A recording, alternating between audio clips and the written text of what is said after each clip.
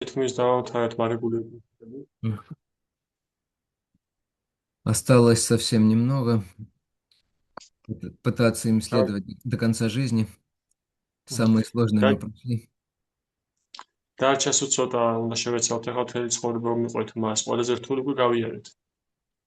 Самое сложное — это сделать доклад о регулирующих принципах. ყველაზე რთული არის რომ ანგარიში ჩააბარო მარეგულირებული პრინციპებზე. Следовать им уже не так сложно. მათ მიყოლა ასე რთული არ არის უკვე. Хорошо.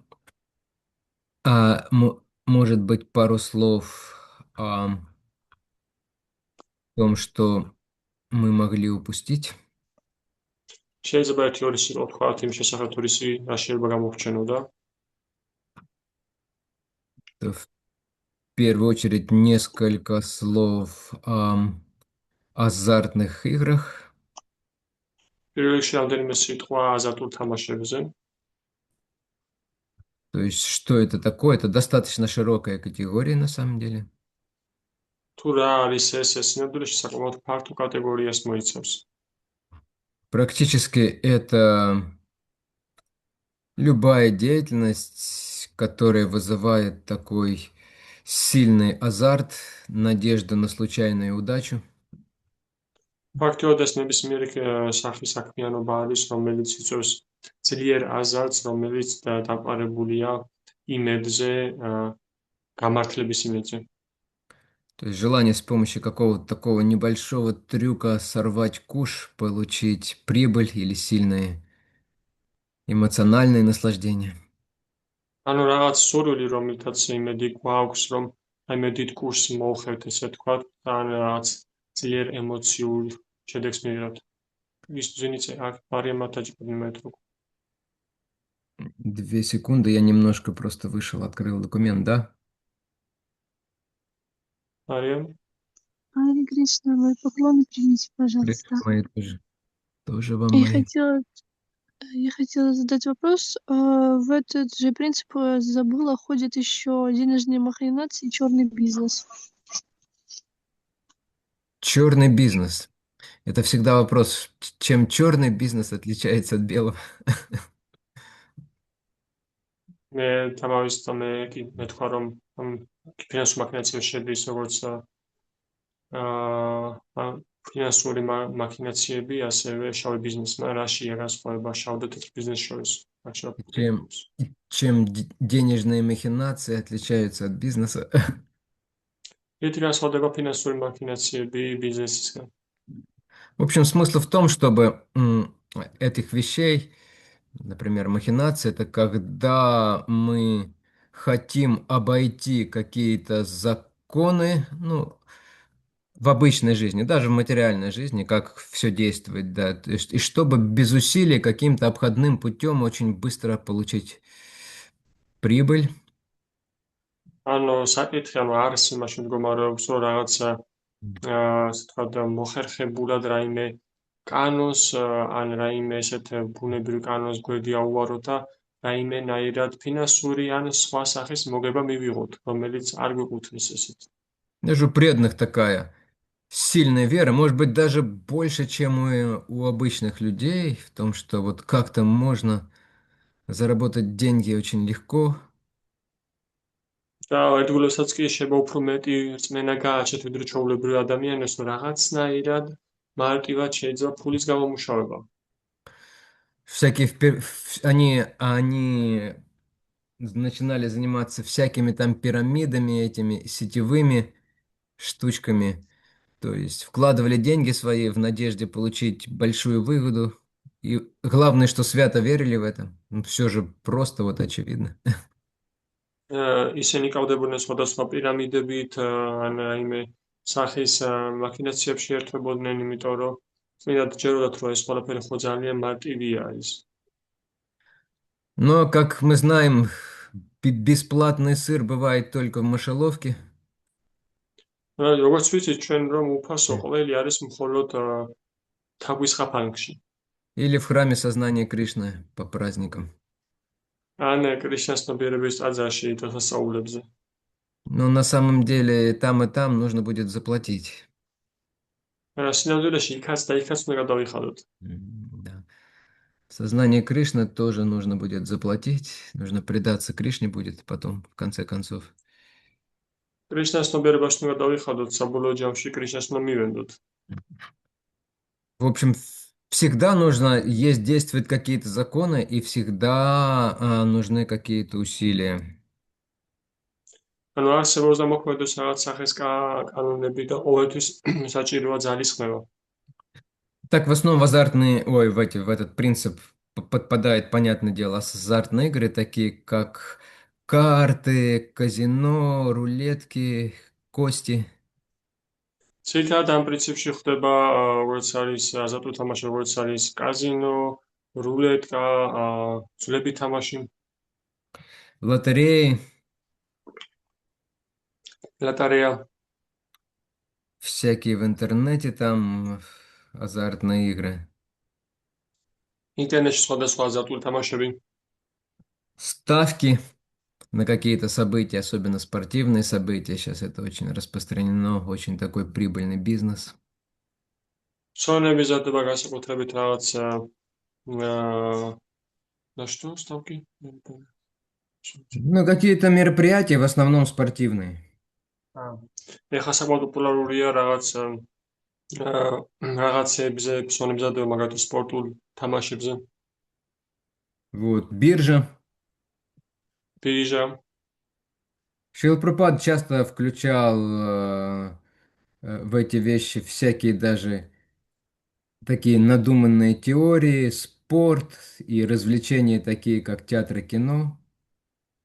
შეპრობოდა ამ თემაში სხვადასხვა რაღაცას ამატებდა, როგორც არის რაღაც გამოგონილი რაღაცები, როგორც არის თეატრი, სპორტი. Потому что на самом деле это сознание, которое культивируется при этих вещах, оно фактически отрицает участие Бога, отрицает даже закон кармы. იმიტომ რომ ამ რაღაცებში რაღაც ტიპის ცნობიერებას კულტივირდება, დიდწილად ეს უარყოფს ღმერთის ჩართულობას, ღმერთის არსებობას. На первое место выходит случай, так скажем, воля случая и какая-то, так это скажем, собственная сноровка. პირველ ფლანგზე, პირველ ფლანგზე გამოდის როგორიც არის რაც გამართლება და საკუთარი მოხერხებულება, ასე ვთქვათ.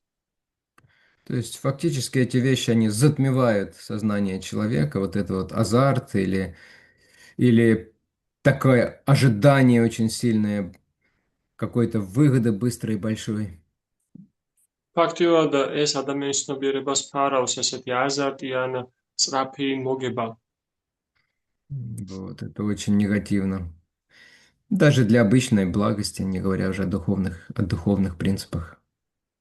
ეს ძალიან ნეგატიურია უბრალო საქმეებისთვისაც კი და არა რაღაც აქვს ვამბობთ უკვე სულიერებაზე.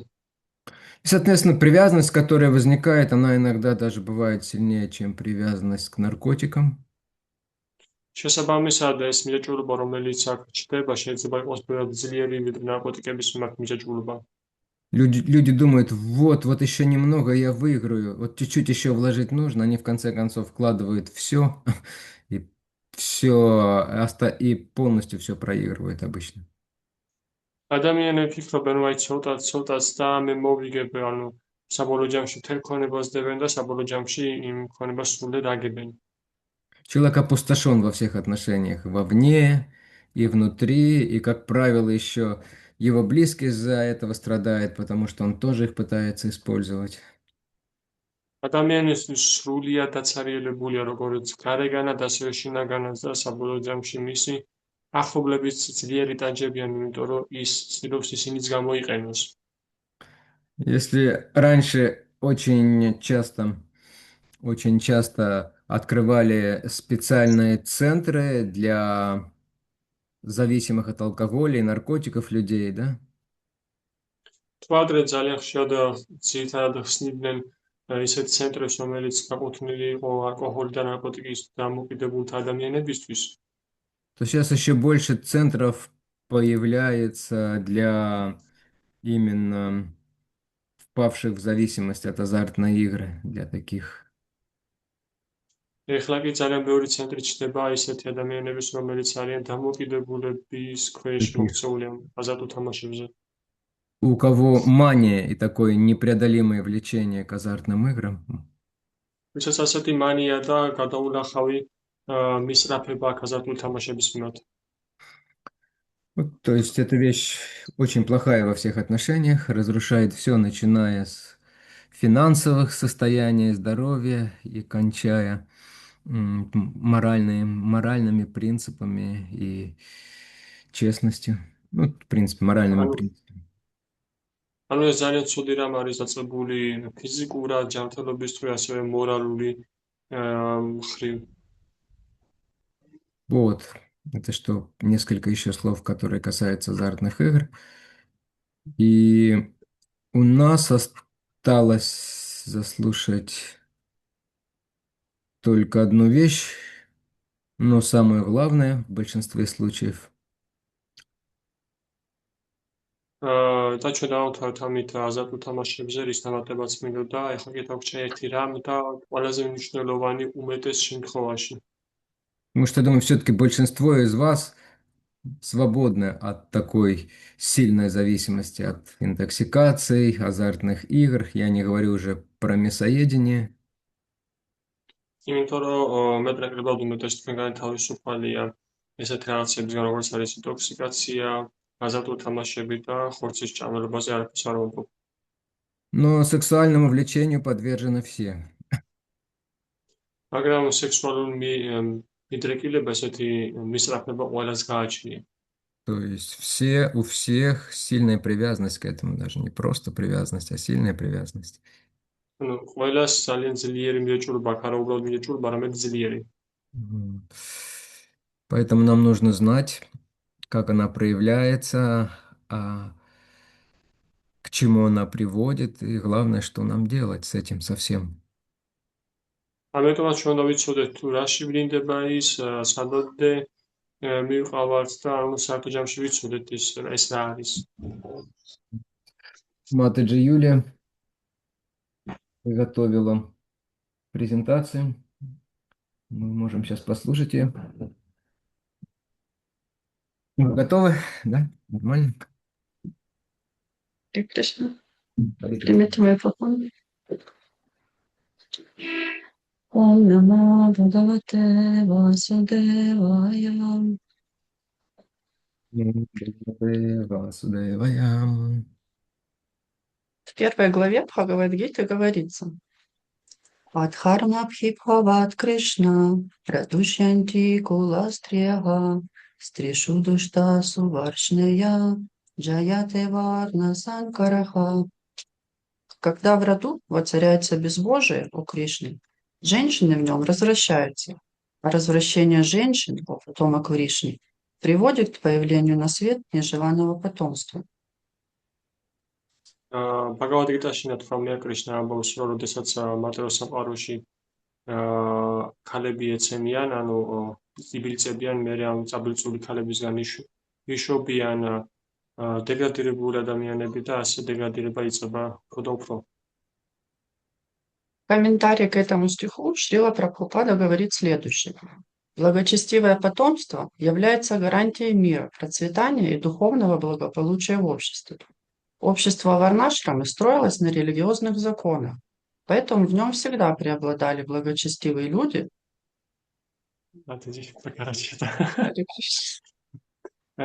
ამ ლექსის კომენტარებში პრაბჰუპადა ამბობს, რომ კეთილშობილი შთამომავლობა წარმოადგენს გარანტიას კეთილდღეობის და მშვიდობის ამ სამყაროში. Благочестивые дети рождаются только у добродетельных женщин, хранящих верность мужьям. კეთილშობილი ბავშვები უჩნდებათ მხოლოდ კეთილშობილი ქალბატონებს, რომლებიც ერთგულებას ინარჩუნებენ თავისი ქმრების მიმართ. Разрушение устоев общества Варнашрама Дхармы приводит к тому, что женщины получают свободу действий и вступают в беспорядочные связи с мужчинами. ხოლო ვარნაშრამა დჰარმას ესე თქვა დაანგრევა ვლინდება იმაში, რომ ქალები იღებენ თავისუფლებას და ისინი იწყებენ ყველასთან თავისუფალ ურთიერთობას. В результате супружеских измен на свет появляется нежелательное потомство. ცოლ-ქმრული ღალატის შედეგად სამყაროში ვლინდებიან არასასურველი შთამომავლები. Отказ от недозволенных половых отношений является одним из 4 регулирующих принципов свободы в вайшнавизме и направлен на очищение и духовное развитие. უარის თქმა უკანონო სექსუალურ ურთიერთობებზე წარმოადგენს ერთ-ერთ მარგულ პრინციპს ვაიშნავიზმში. К незаконным половым отношениям в вайшнавизме относятся ვაიშნავიზმში უკანონო სექსუალურ ურთიერთობებს მიეკუთვნება отношения вне брака, ურთიერთობა ქორწინების გარეშე, отношения с целью чувственного наслаждения, а не с целью зачатия сознающего Кришну потомства, ურთიერთობა გზნობების დასაკმაყოფილება და არა შთამომავლობის შესახად, отношения, которые противоречат предписаниям, следование женскому циклу, ведическому календарю, ურთიერთობა, რომელიც ეწინააღმდეგება წმინდა წერილებს, ვედებს ეწინააღმდეგება, ასევე ქალის ციკლს და კალენდარს. Вступление в половые отношения ради удовольствия усиливает материальную привязанность и мешает духовному прогрессу. ურთიერთობაში შესვლა სიამოვნების თვის ეს ხელს უშლის სულიერ პროგრესს და ავითარებს მატერიალურს. Отказ от незаконного секса помогает контролировать чувства индрия ниграха и занять их в преданном служении Кришне. უარის თქმა მატერიალური გზნობის საკმაყოფილებაზე წარმოადგენს კეთილშობილებას და საშუალებას აძლევს ადამიანს და საქმოს თავისი გზნობების მსახურებაში. В духовном мире в своей чистой форме существует адираса.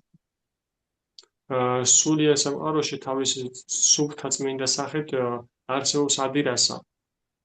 Но оскверненное покрытие материальных гун, она превращается в эгоистическое вожделение. მაგრამ მატერიალური გუნების დაბინძურებით ის გადაიქცევა ვნებად. Желание имитировать Кришну, а не служить ему. სურვილი რომ კრიშნას იმიტაცია მოახდინო და არა მისი მსახურება. Вожделение, желание наслаждаться материальной энергией является причиной падения живых существ. ვნება გზნობის საკმაყოფილების სურვილი წარმოადგენს მატერიალურია და ეს იწვევს დაცემას.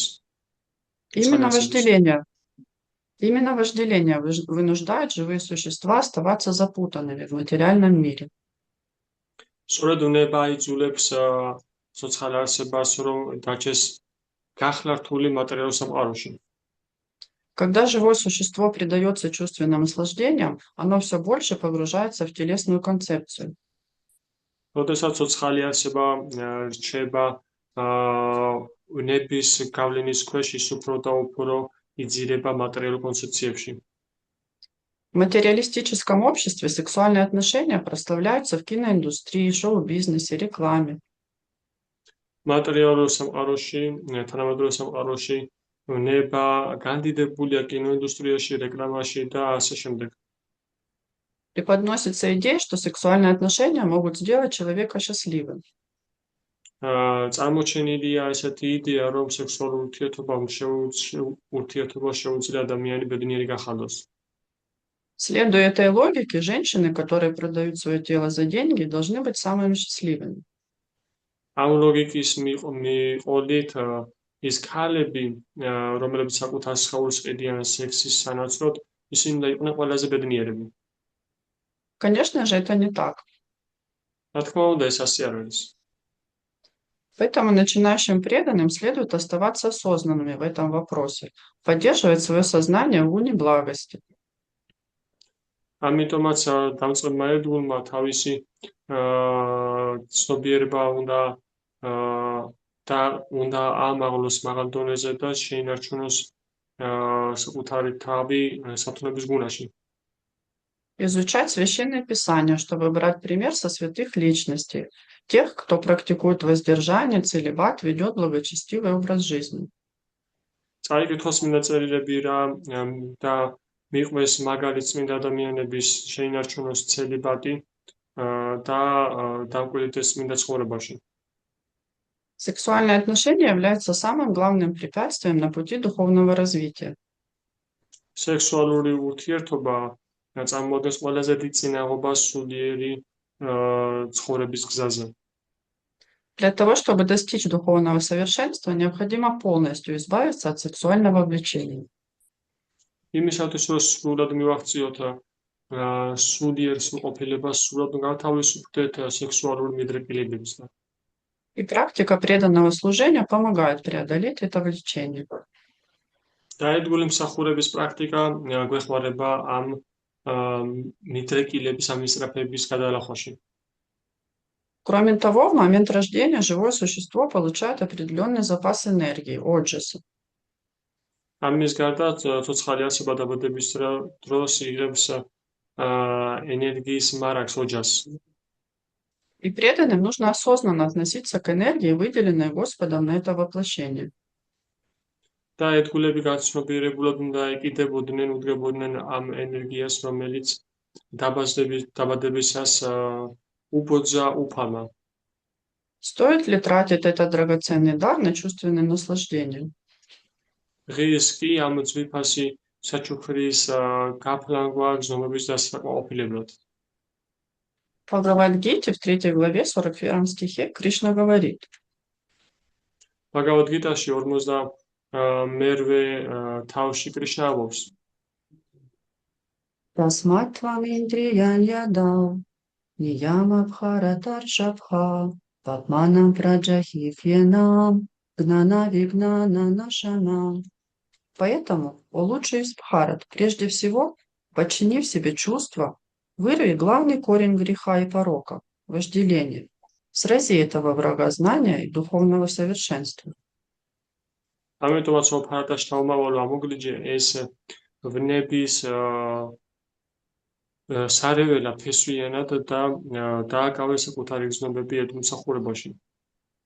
Господь советует Арджуне прежде всего обуздать чувства, что поможет ему одолеть своего злейшего врага, вожделения, который толкает человека на путь греха и убивает в нем стремление к самоосознанию и постижению науки о душе. უფალი რჩევა საძლევს არჯუნას, რომ მოკლას თავისი ნების მტერი და საქმოს საკუთარი გზნობებით ემსახურებაში და ამით მიაღწიოს სულიერ სრულყოფილებას. В свою очередь может возникнуть вопрос, почему в процессе преданного служения присутствует брак как таковой? Не следует ли его полностью исключить? თავისთავად ხდება კითხვა, რომ რატომ არსებობს სულიერ ცხოვრებაში ქორწინება, ხო არ ღირსო ის სრულიად გამოურიცხოთ. Дело в том, что не все способны хранить целибат на протяжении всей жизни. საქმე იმაშია, რომ ყველას არ შესწევს ძალა, რომ ცელიბატი შეინარჩუნოს მთელი ცხოვრების მანძილზე. Наличие семьи интегрировано в материальном мире, и искусственное отречение может принести больше вреда, чем пользы. ოჯახის ყოლა სულ ცხოვრებაში ინტეგრირებულია და ამას შეუძლია ხოლო ოჯახის ყოლა შეუძლია უფრო ბევრი ზიანის მოტანა სულ ცხოვრებაში. Поэтому в сознании Кришны позволяется вступать в брак и иметь ограниченные сексуальные отношения в соответствии с правилами и предписаниями. ამიტომაც კრიშნას ცნობიერებაში დაშვებულია ოჯახის ყოლა და სექსუალურ ურთიერთობაში შესულა წმინდა წერილების დანაწესების მიხედვით. И такая практика тоже считается целибатом. და ასეთი პრაქტიკაც ითვლება ცელიბატად. Такое регулированное наслаждение позволяет удовлетворить ум и чувства. Происходит постепенное очищение и освобождение от привязанности к наслаждению. ასეთი დარეგულირებული გზნობების დაკმაყოფილება წარმოადგენს ცელიბატს და საშუალებას აძლევს პიროვნებას, რომ თანდათანობით სრულიერად განვითარდეს. Для зачатия благочестивого, здорового и разумного потомства проводится обряд Гарбхадхана самскара. და კეთილშობილი და გონიერი შთამომავლობის ჩასასახად ტარდება რიტუალი Гарабхатхана. გაბატაკის სამსკარი. Этот обряд включает подготовку к зачатию. Он направлен на привлечение высоко развитой души и гармонизацию супружеских отношений на духовном уровне. ეს რიტუალი წარმოადგენს არის განკუთვნილი განწმენდისთვის და მართულია იმისათვის, რომ შესაძლებელი გახდეს კეთილშობილი გონიერი შთამომავლობით შესასახად. Бхактивигьяна Госвами Махарадж в своей лекции описывает стандарт и дает классификацию половых отношений согласно шастрам. Bhaktivinoda Goswami Maharaji აღწერს შასტრებიდან და ახდენს კლასიფიკაციას сексуальной ურთიერთობისა. Самый низкий стандарт, не имеющий отношения к бхакти, это так называемые черные брахмачари. ყველაზე დაბალი სტანდარტი, რომელიც ბхакტისთან არავითარ კავშირი არ აქვს, ამას უწოდება შავი ბრაჰმაჩარი. Отношения со своей женой в браке без ограничений. ურთიერთობა საკუთარ ცოლთან ყოველგვარი შეზღუდვების გარეშე. Более высокий уровень – это красные брахмачари. უფრო მაღალი დონეს არის წითელი ბრაჰმაჩარი. Представляет собой гуну страсти. წარმოადგენს საკუთარ თავში სათნოების გუნას. Половые отношения разрешены после 4-го дня месячных у женщин. სექსუალური ურთიერთობა ნებადართულია ქალის ციკლის მეოთხე დღიდან. Еще более высокий стандарт – белые брахмачари. უფრო მაღალი სტანდარტი არის თეთრი ბრაჰმაჩარი. Это отношения, которые допускаются один раз в месяц только в благоприятное время. ეს არის ურთიერთობა, რომელიც დაშვებულია თვეში ერთხელ მხოლოდ კეთილშობილ, ანუ კარგ დროს. Для избегания праздничных дней, пурнимы, амаваси. და თავს არიდებენ რა დღესასწაულებს, პურნამასის. Такие отношения уже являются сатвичными, приводящими в рай на сваргалок. ესეთი ურთიერთობა წარმოადგენს სათნოების, ანუ სატვიურს, რომელსაც მიყავს ადამიანის პიროვნება სვარგალოკამდე. Наивысший стандарт – это нирмала брахмачари. უმაღლესი სტანდარტი ეს არის ნირმალა ბრაჰმაჩარი. Отношения только в законном браке, только с целью зачатия сознающих Кришну детей. ურთიერთობა მხოლოდ კანონიერ ქორწინებაში და მხოლოდ კრიშნას ცნობიერი შთამომავლობით შესახად. Человек, который достиг этого результата, возвращается к Богу. ადამიანი, რომელმაც მიაღწია ესეთ შედეგს, ის ბრუნდება ღმერთთან. Также Госвами Махарадж отмечает, что кама возрастает в результате сильной эмоциональной неудовлетворенности в уме, горе, депрессия. ასევე Goswami Maharaji ხას უსვამს, რომ კამა იზრდება ძლიერი ემოციურ დაუკმაყოფილებლობის დროს, ეს არის მოთქმა, ესე ვთქვათ, და დეპრესია. Поэтому Махарадж рекомендует всем быть счастливыми. ამიტომაც Maharaji რეკომენდაციას იძლევა ყველა ბედნიერი იყოს. Даянанда Свами Махарадж дает рекомендации для поддержания сознания в гуне благости. Dayananda Swami Maharaji იძლევა რეკომენდაციას, რომ ცნობიერება, გონება აყოფოთ, შევინარჩუნოთ სათნოების გუნაში. Вечером, когда преобладает гуна невежества, საღამოს, ოდესაც უმეცრების გუნა ჭარბობს, преданным следует читать книги Шрилы Прабхупады, слушать лекции, ложиться спать рано. ერთგულებს მართებთ, რომ წაიკითხონ კრიშნა პრაბჰუპადას სიგნები, ლექციას მოусმინონ და ადრე დაწუნ დასაძინებლად. Чтобы утром во время преобладания гуны благости внимательно повторять святое имя. მისათვის, რომ ადრე, როდესაც სათნოების გუნა ჭარბობს, უბრალოდ გამიმეოროთ წმინდა სახელები.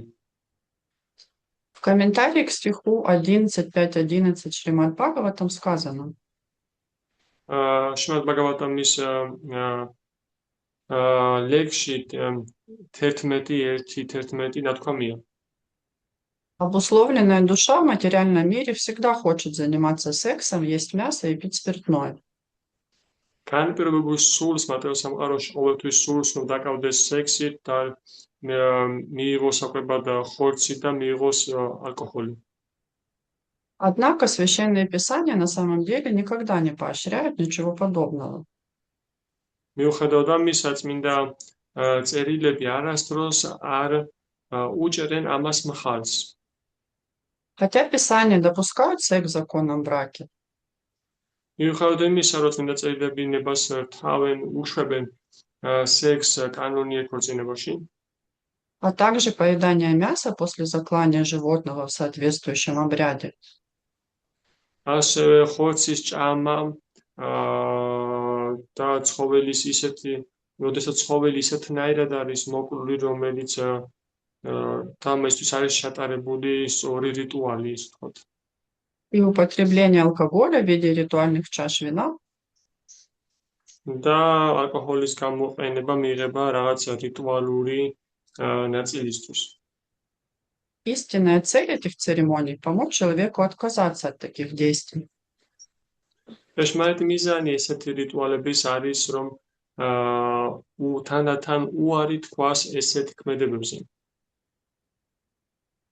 В Бхагавад-гите 7.11 Кришна также говорит: ბჰაგავად-გიტაში 7.11 კრიშნა ასევე ამბობს.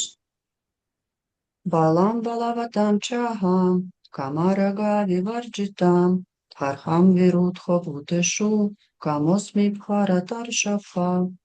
Я сила сильных, свободная от страсти и желания. Я половая жизнь, не противоречащая законам религии. О предводитель Бхарат. მე ვარ ძალა ძლიერთა, მე ვარ თავისუფლება თავისუფალთა და მე ვარ სექსუალური ურთიერთობა, რომელიც არ ეწინააღმდეგება წმინდა წერილების დანაწესებს. Сильный должен использовать свою силу для того, чтобы защищать слабых, а не нападать на других.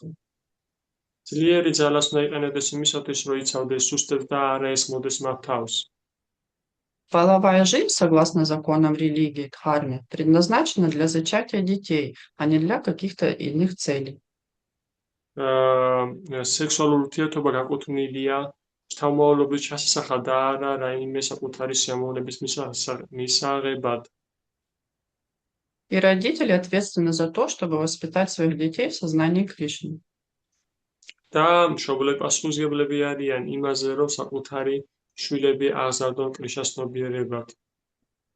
В первом стихе Нектара наставлений также говорится о том, что уравновешенный человек должен обуздать речь, ум, побуждение языка, желудка и гениталий. და ასევე პირველ ლექსში ერთგულების ნექტარში ნათქვამია, რომ можете повторить эту фразу? В первом стихе Нектара наставлений также говорится о том, что уравновешенный человек должен обуздать речь, ум, побуждение языка, желудка и гениталий. ნათქვამია, რომ გონიერმა ადამიანმა უნდა მოთოკოს საუბრის უნარი, გენიტალიები და ასევე გზნობის აკმაყოფილების სურვილი და ყველაფერი მოთოკოს. Начинающим преданным, особенно женщинам, следует быть осознанными в отношении своего внешнего вида, чтобы не вызывать вожделение в умах мужчин. დამწყებ ერთგულებს განსაკუთრებით ქალებს მართათ, რომ იყვნენ გაცნობიერებულები საკუთარი გარეგნობის მიმართ, იმიტომ რომ იმისათვის რომ არ გამოიწვიონ ნება განსაკუთრებით კაცებში. В этом отношении Шрила Прабхупада, говоря о деградации современного общества, приводил в пример бенгальскую поговорку. ამას დაკავშირებით შრილა პრაბჰუპადას მოყავდა ესეთი ციტატა, გამოთქმა ბენგალიური. Какая необходимость в содержании коровы, если мне доступно молоко на рынке? Какая необходимость в содержании коровы? Зачем мне содержать корову, если могу купить молоко на рынке? რისთვის მჭირდება მე რომ ძროხა შემინახო თუ საშუალება მაქვს რომ რძე ბაზარში ვიყიდო? Шрила Прабхупада вывел 4 регулирующих принципа из священных писаний. შრილა პრაბჰუპადამ გამოიყვანა 4 მარეგული პრინციპი წმინდა წერილებიდან. В частности, Шримад Бхагаватам, Бхагавад-гиты, Ману Самхиты. კერძოდ შრიმად ბჰაგავატამი, ბჰაგავად-გიტადან და მანუ სამჰიტადან. где они описываются как основы дхармы. სადაც ისინი აღწერილია როგორც ධარმის საფუძვლები. Эти принципы – фундамент для развития сострадания, чистоты, правдивости и аскетизма. ეს პრინციპები ფუნდამენტს წარმოადგენს სამართლიანობის, სისუფთავის და ასკეტიზმის განვითარებისთვის. Я думаю, что они выделены Шрилой Прабхупадой отдельно как регулирующие принципы для людей Кали-юги. მე ვფიქრობ, რომ შრაპრაპადამ გამოიტანა ცაკეის პრინციპები განსაკუთრებით კალი-იუგას ადამიანებისთვის. Ведь то, что было естественным для людей, живущих в Сатья-югу, იმიტომ რომ ის რაც ბუნებრივი იყო ადამიანებისთვის, რომლებიც ცხოვრობდნენ სატია-იუგაში, для людей Кали-юги может быть неестественным, сложным, и им нужно приложить усилия, чтобы достигнуть состояния, в котором может начаться процесс духовного развития. კალი-იუგასთვის ეს შეიძლება იყოს რთული პროცესი, რომლის მიღწევის დროსაც მხოლოდ რომლის მიღწევის შემდეგაც შესაძლებელია სულიერი განვითარების დაწყება. Искусственное отрицание и подавление чувств не может привести к истинной цели. ხელოვნური ჩახშობა და უარყოფა ზნობების ამას არ შეუძლია, მაგრამ მიზნამდე რომ იყოს ადამიანი. Преданное служение, в свою очередь, является естественным процессом. ერთგული მსახურება თავის თავში წარმოადგენს ბუნებრივ პროცესს, способствующим эволюции сознания, რომელიც ხელს უწყობს ცნობიერების ევოლუციას, путем задействования ума, чувств и тела в служении Верховной Личности Бога. კულის გრძნობების და გონების ჩართვა უფლის მსახურებაში. Первая книга Рамаяны რამაიანას Ответ. პირველ წიგნში Я извиняюсь, у нас ограничено время, и вы уже начали немножко другую тему, о которой я хотел А сказать. я уже закончила, мне только остался пример Вишвамитры. Хорошо, давайте. Извините. Это то, о чем я собирался говорить дальше, но хорошо. Хорошо, давайте тогда я закончу. Харе Кришна. Спасибо большое. Нет, приведите пример Вишвамитры, чтобы было. В первой книге Рамаяны, в 63-й сарге, რამაიანას პირველ წიგნში 63 საათში мы можем познакомиться с историей Вишвамитры. ჩვენ შეგვიძლია გავეცნოთ ვიშვამიტრას ისტორიას. И она показывает нам, акцентирует какая-то сложная цель достижения высшего духовного состояния и какая нужна сила самодисциплины, необходимая мудрецу. ის წარმოგვიდგენს თუ რა ძალისხმევა საჭირო და რამდენი ძალისხმევას დებდა ბრძენი სულიერი წარმატების მისაღწევად. Харе Кришна. Харе Кришна, да, очень полно. Я, чтобы отложилось получше, суммирую вкратце. ძალიან სუყედი იყო ეს სამოჩენილი და იმისათვის რომ ეს კარგად შეინახოს ჩვენს ცნობიერებამ, მე შევაჯამებ მას. В соответствии с нашей схемой, да, вот вначале, что из себя представляет, ჩვენი სქემის შესაბამისად, რომელიც პირვანდელ ადრას წარმოადგენს, то есть мы знаем, что запрещены незаконные отношения, но есть законные.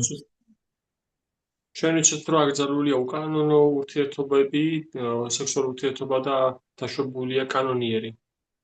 Незаконное это в первую очередь вне брака, любые отношения.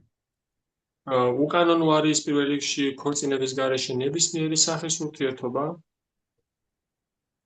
Вот, причем это не обязательно непосредственно грубый секс, да, что люди имеют в виду. თანაც ეს არ არის უბრალოდ რაც უშუალოდ უხეში სექსი, რასაც ადამიანები გულისხმობენ ხოლმე ძირითადად. Это может быть всякого рода флирт. ეს შეიძლება იყოს სხვადასხვა სახის ფლირტი. Намеки, знаете, такие иногда через глаза, но мы прекрасно знаем все, что это такое и как это работает. ნამიოკები ხანდახან შეიძლება იყოს თვალები და ყველა მშვენიოდ იცით როგორ მუშაობს ეს. А что касается в семье, да, тут отношения без ограничений. ხოლო რაც შეეხება ოჯახში ურთიერთობა, რომელიც შეზღუდული არ არის, без каких-либо ограничений, когда у человека очень сильная привязанность. ყოველგვარი შეზღუდვების გარეშე ადამიანს ძალიან ძლიერი მიჯაჭვულობა აქვს. М. И также есть, да, разные стандарты, как в семье это делается. და ასევე არსებობს სხვადასხვა სტანდარტი თუ როგორ ხდება ეს ოჯახში. Вот, но нужно понимать, что цель вообще всего, что делает преданный, это освободиться от этого желания. მაგრამ უნდა გვესმოდეს, რომ მიზანი ყველაფრის რაც აკეთებს ერთგული არის, რომ გათავისუფლდეს ამ სურვილისგან. То есть, конечно, идеал, когда вот человек избавится от этой привязанности, დიახ, რა თქმა უნდა, იდეალი არის, როდესაც ადამიანი სრულად გათავისუფლდა ამ მიაჭულობისგან. но чтобы дойти до конца, нужно пройти через много промежуточных отметок. მაგრამ იმისათვის, რომ ბოლომდე მივიდეთ, უნდა გავიაროთ რაღაც შუამდებარე ნიშნულები. 2 секунды у меня заряд кончается. Да, и поэтому существуют разные уровни следования этому принципу. და ამიტომაც არსებობს სხვადასხვა დონე ამ პრინციპის მიყოლისას. Обычно об этом не говорят Шрила Прабхупада, в книгах он это особо не упоминал, но в личных наставлениях эти вопросы разрешаются обычно. როგორც წესი, ამის შესახებ არ საუბრობდნენ შრილა პრაბჰუპადა თავის წიგნებში არ ახსენებს, მაგრამ პირადი საუბრებისას ეს განიხილებოდა.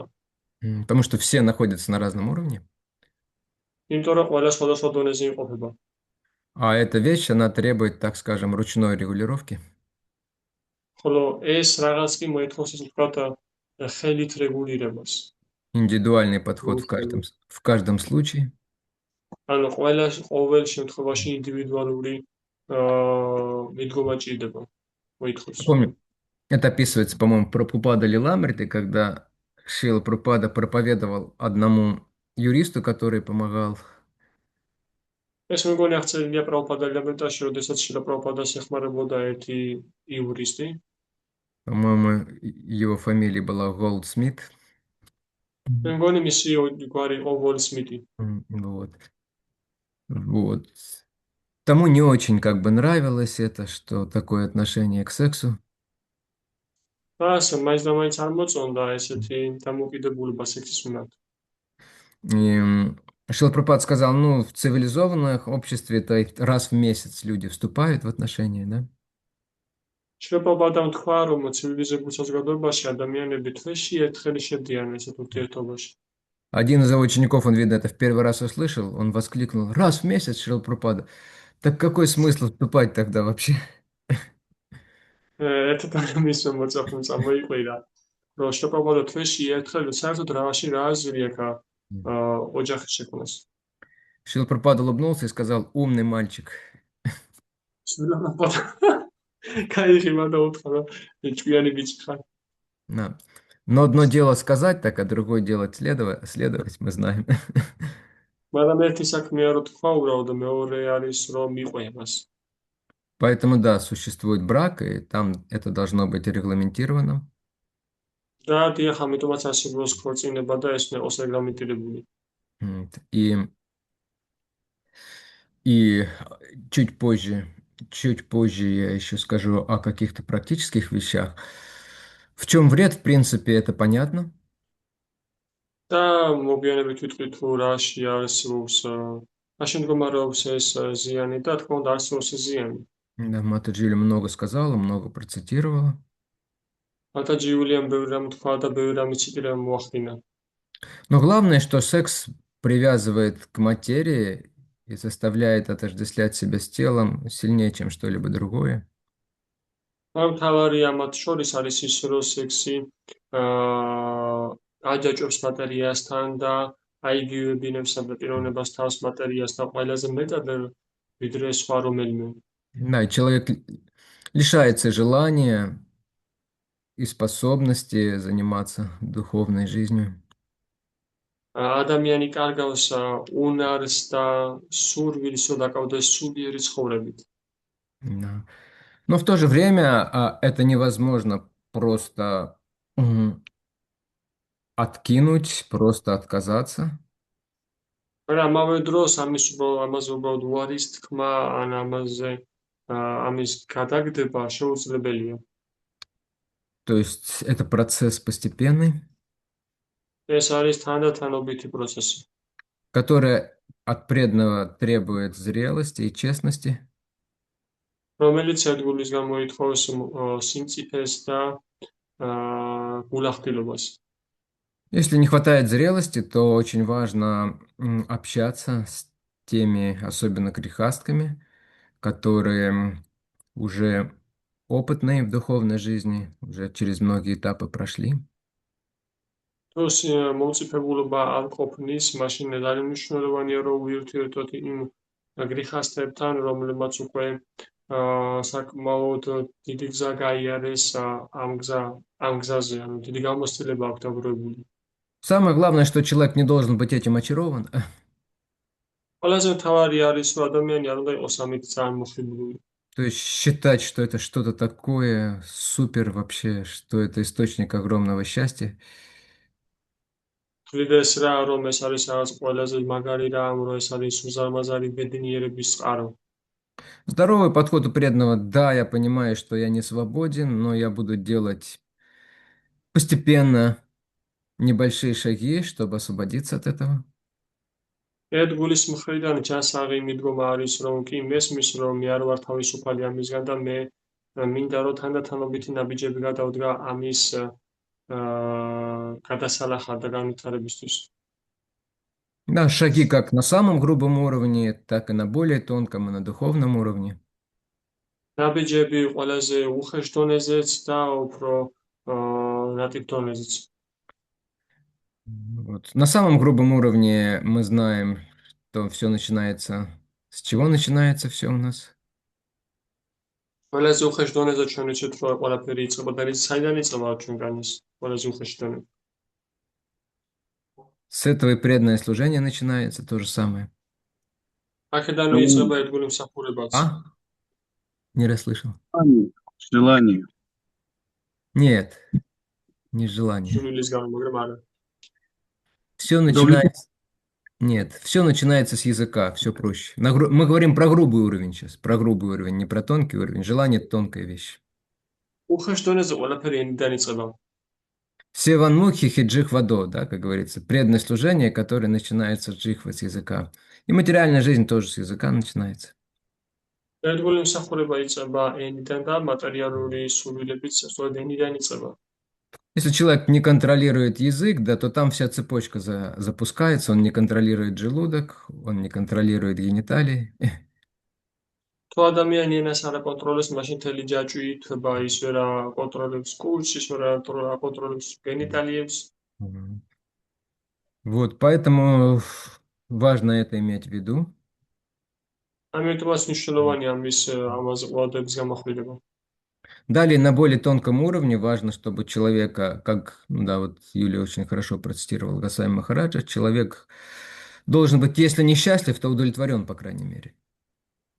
და უხეშ დონეზე რაც ის ცდილებაც მოახდინა იულია მათაჯი გოსვამი მაჰარაჯის, რომ ადამიანი უხეშ დონეზე კმაყოფილი მაინც უნდა იყოს, დაკმაყოფილებული.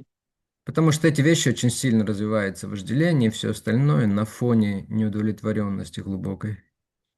იმიტომ რომ ეს რაღაცები, ეს დაუკმაყოფილება და ან ეს რაღაცები, ანუ ეს რაღაცების კეთების სურვილი ძლიერ ვითარდება დაუკმაყოფილებლობის დროს. А чтобы человек был удовлетворен, то есть нужно, чтобы его деятельность приносила ему какое-то удовлетворение, его общение, особенно с эмоциональной точки зрения. და ის რომ ადამიანი იყოს დაკმაყოფილებული, საჭიროა რომ მისი მოქმედება, მისი საქმიანობა და ურთიერთობები ის მოქონდეს სადაც კმაყოფილება განსაკუთრებით ემოციურ დონეზე. Потому что если человек удовлетворен эмоционально, ему нет такой большой потребности искать удовлетворение в более грубых вещах. თუ ადამიანი ემოციურად დაკმაყოფილებულია, მას აღარ გააჩნია რაღაც დიდი საჭიროება, რომ უხეშ რაღაცებში ეძებოს ეს კმაყოფილება. Еще на более глубоком уровне, это уже как бы на уровне разума, человек должен, ну, понимать, что это не нужно, в принципе, да, что это препятствие в духовной жизни.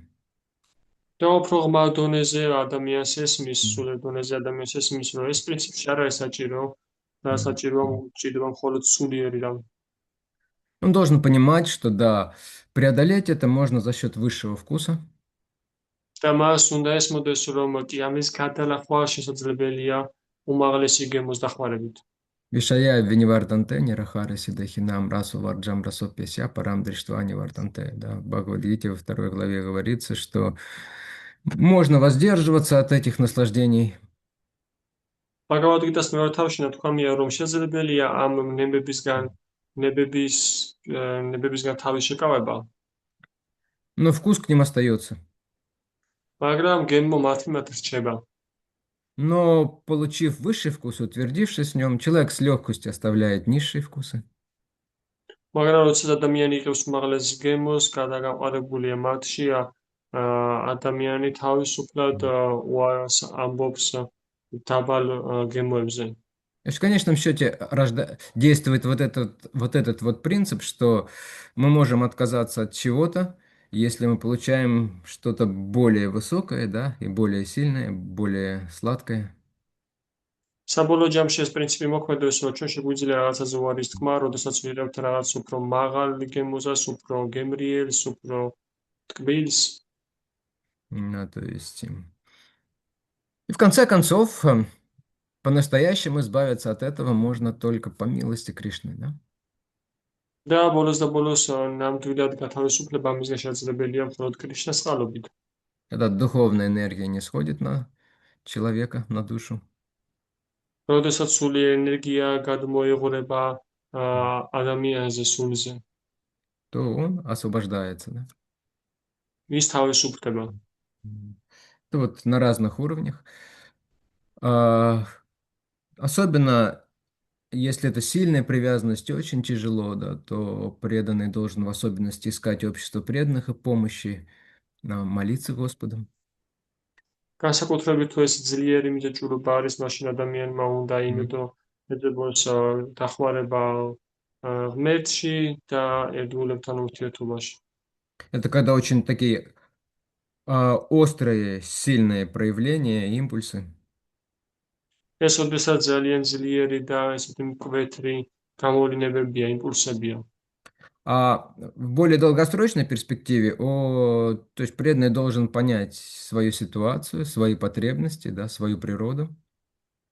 უფრო გრძელვადიან პერსპექტივაში ერთგულმა უნდა გააცნობიეროს, გაიგოს საკუთარი მოთხოვნილებები, საკუთარი ძალები და საკუთარი ბუნება. И в соответствии с этим либо планировать уже семейную жизнь, либо наоборот уйти в монастырь и закрыться. ამ მიზას შესაბამისად ან ოჯახური ცხოვრება დაგეგმოს, ან პირიქით წავიდეს მონასტერში და ჩაიკეტოს.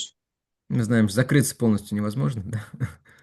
ჩვენ ვიცით, რომ სულად გამოკეტვა შეუძლებელია. То есть закрыться имеется в виду полностью погрузиться в духовную деятельность, особенно в проповедь. ჩაკეტვაში იგულისხმება სულად ჩაიძიროს სულიერ ცხოვრებაში და ქადაგებაში განსაკუთრებით. Это дает защиту. ეს იძლევა დაცვას. Помню, один преданный, он очень хороший был распространитель книг, Радыка Раман Прабху. მე მახსოვს ერთი ერთგული ძალიან კაი წიგნების გამავრცელებელი იყო რატა Вернее, რამან პრაფუ. Рада Роман его звали, насколько я помню. Да? просто რატა რამანი ერქვა, როგორც ვთქვათ, თუ Он очень много книг распространял, и он был такой очень яркий, привлекательный, преданный. ის ძალიან ბევრ წიგნს ავრცელებდა, ის იყო ძალიან ესეთი თვალწამრტაცი და ლამაზი. И ему постоянно, не постоянно, но периодически попадались такие во время распространения книг, как это сказать, летело слово, вылетело из головы, такие соблазнительные варианты. და მას მუდმივად ამ წიგნების გავრცელების დროს ეჩეხებოდნენ, ხდებოდნენ ესეთი მაცდური ვარიანტები. Пытались, как правило, красивые девушки или женщины, они говорили, давай общаться. Я живу во Франции, приезжаю во Францию.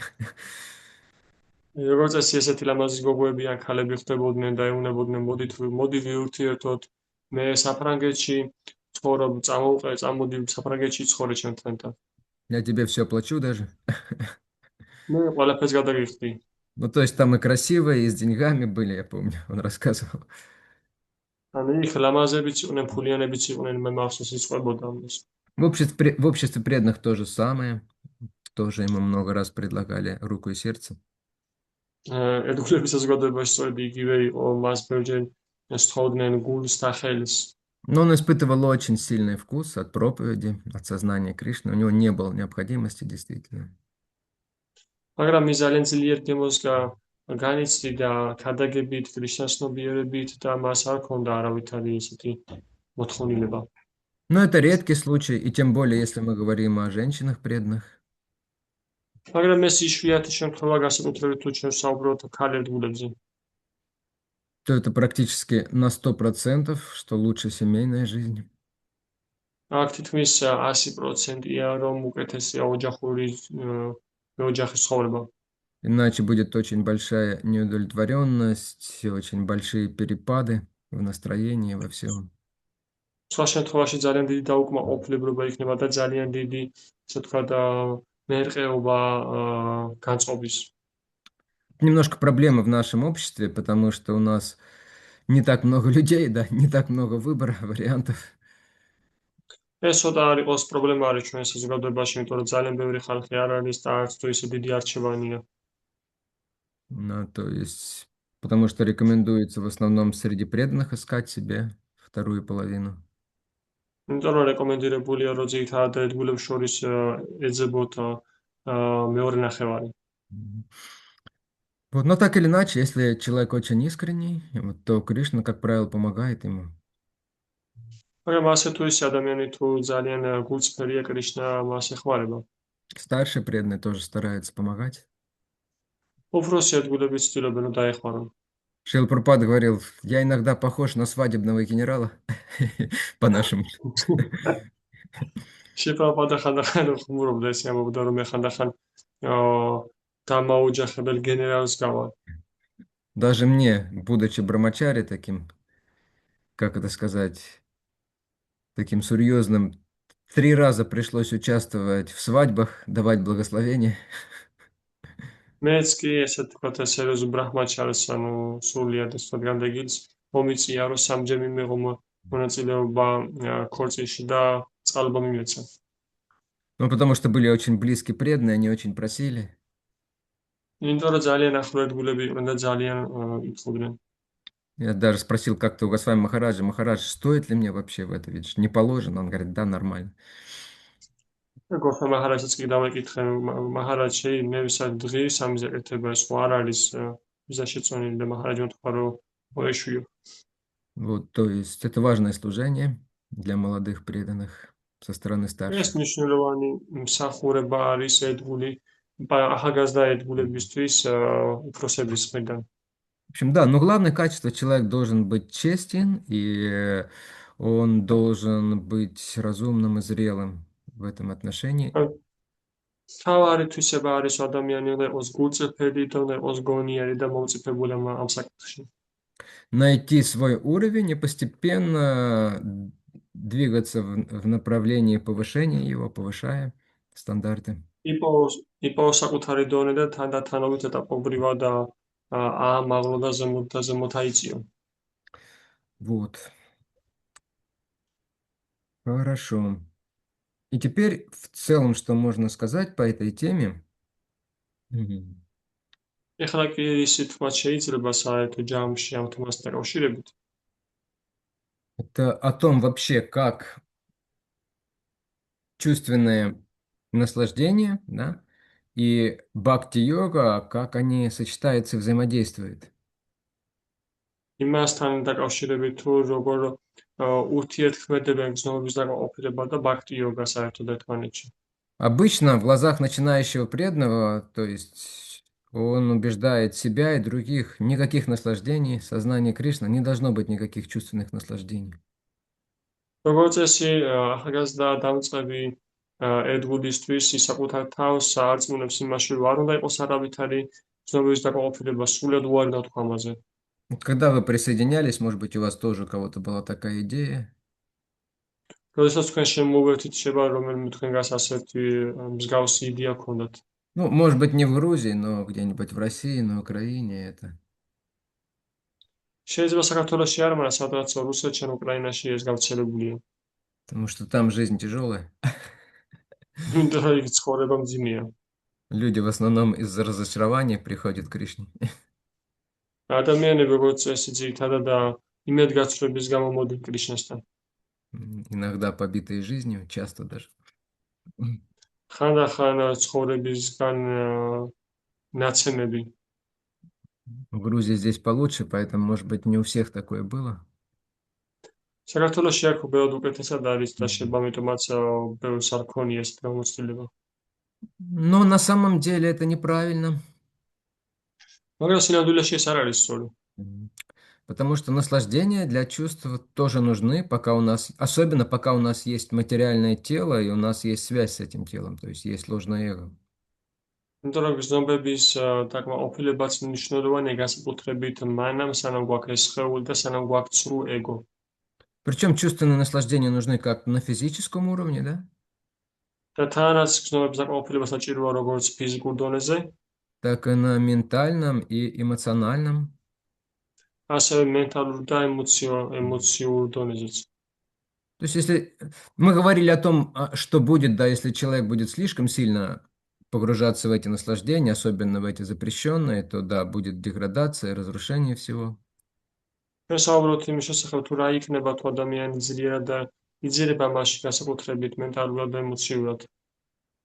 Вот, но если человек будет игнорировать эти потребности, ოღონდ თუ ადამიანი დაიგნორებს ამ მოთხოვნილებებს, пытаясь принять более высокий уровень отречения, чем тот, на котором он находится, შეიძლება მიიღოს უფრო მაღალი დონის განდეგილობა, ვიდრე თავად რეალურად იმყოფება, то будет копиться удовлетворение, неудовлетворение, раздражение. მაშინ დაგროვდება დაუკმაყოფილებლობა, გაღიზიანება. Это проявится на физическом уровне, человек будет болеть часто. ეს გამოვლინდება ფიზიკურ დონეზე, ადამიანი ხშირად იავალდობყოფებს. Иногда наслаждение для чувств сравнивают с солью. გრძნობების დაკმაყოფილებას ადარებენ მარილს.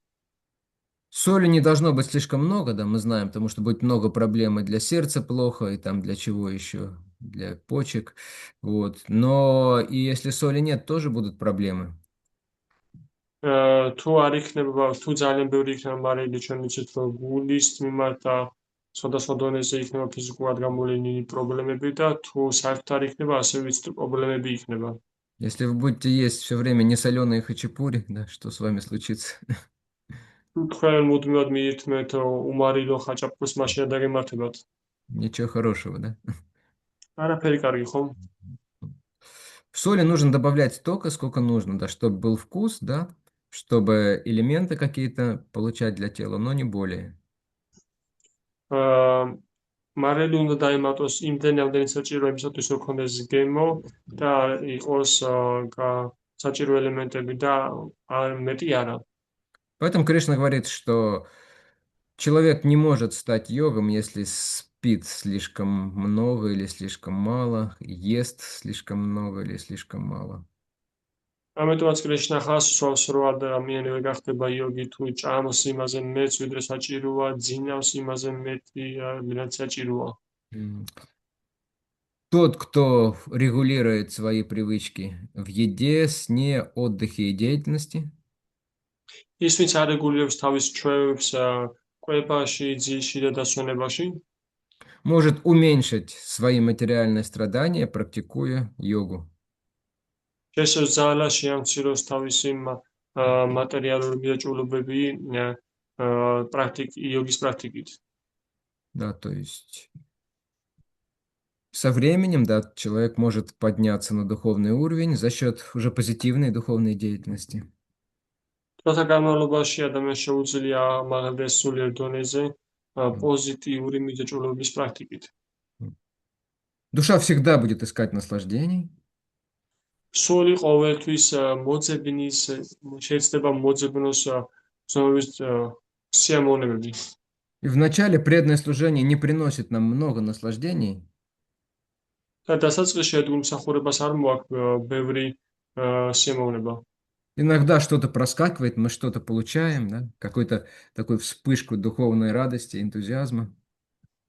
ხანდახან რაღაც გამოხდება, რაღაცას ვიღებთ, რაღაც სულიერი ენთუზიაზმის და სიხარულის სახით. Потом наступают такие трудовые будни в сознании Кришны. მერე დგება ესე თქვა სამუშაო დღეები კრიშნის ცნობიერებაში. И мы убеждаем себя, ну вот было хорошо, и вот в будущем будет хорошо. და ჩვენ ვარწმუნებთ საკუთარ თავს, რომ ხო კარგად იყო, ყველაფერი მომავალში კარგად იქნება. Вот. Но уму это все равно. Он какое-то время может потерпеть, но потом скажет, ну в будущем, но я сейчас хочу, да, я сейчас хочу наслаждаться. პარაჭკუისთვის არგუმენტები სულ ერთია და ის ამბობს, რომ მე ეხლა მინდა და ვისიამოვნო. Поэтому что-то сейчас нужно давать уму, ამიტომაც რაღაც по крайней мере вкусный просад. ამიტომაც რაღაც მიცემა ეხლავე არის საჭირო, როგორც მინიმუმ გემრიელი პრასადი. Мелодичную, хорошую музыку, духовную, желательно. მელოდიური, კარგი მუსიკა, სასურველია, სულიერი. Какую-то деятельность, которая может быть сама по себе не духовная, но мы ее можем связать с преданным служением, задействовать в преданном служении. რაღაც სახის ქმედება, მოქმედება, რომელიც შეიძლება თავის თავში არ არის სულიერი, მაგრამ შეგვიძლია თავად დავაკავშიროთ სულიერს.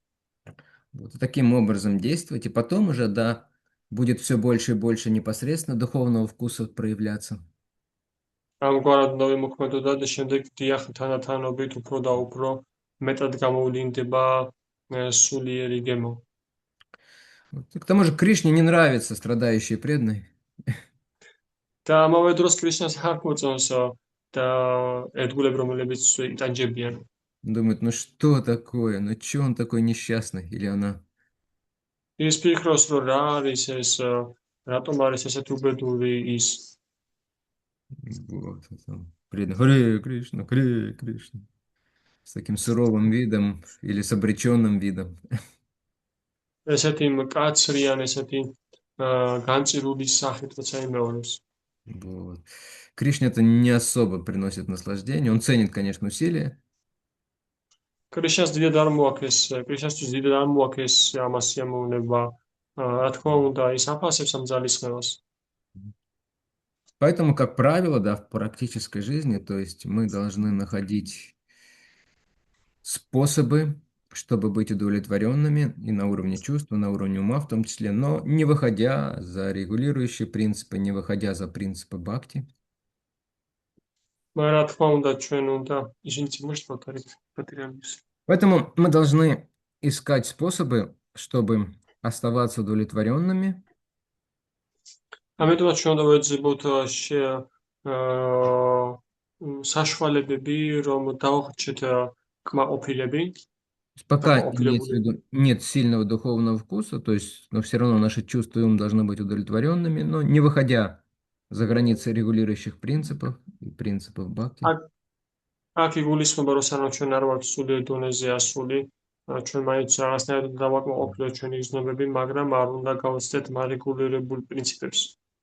Много вещей, там на природу можно ехать, еще что-то такое делать, да, то есть преданные иногда любят плавать, еще что-то любят. Ну, в принципе, это сама по себе не духовная деятельность, но это как бы допустимо. ბევრი მასალოს ადგილებს უყვართ ბუნებაში სეირნობა, ზოგს უყვარს ცურვა, თავის თავში ეს არ არის სულიერი მოქმედება, სახის ქმედებები, მაგრამ ცუდი არაფერი ამაში არ არის. Вот. Нужно иметь хорошее общение, чтобы უნდა эмоционально გქონდეს კარგი найти свой ашрам, да. უნდა გქონდეს კარგი ურთიერთობა, ჯანსაღი ურთიერთობები და უნდა ვიპოვოთ საკუთარი აშრამი.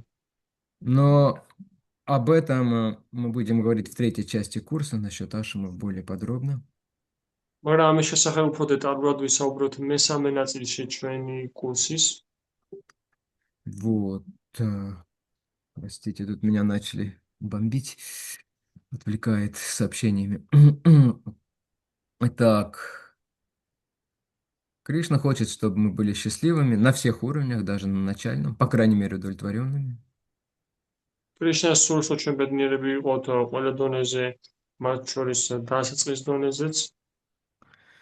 Конечно, преданный всегда будет чувствовать такое, знаете, разочарование и неудовлетворение от своего уровня в духовной жизни.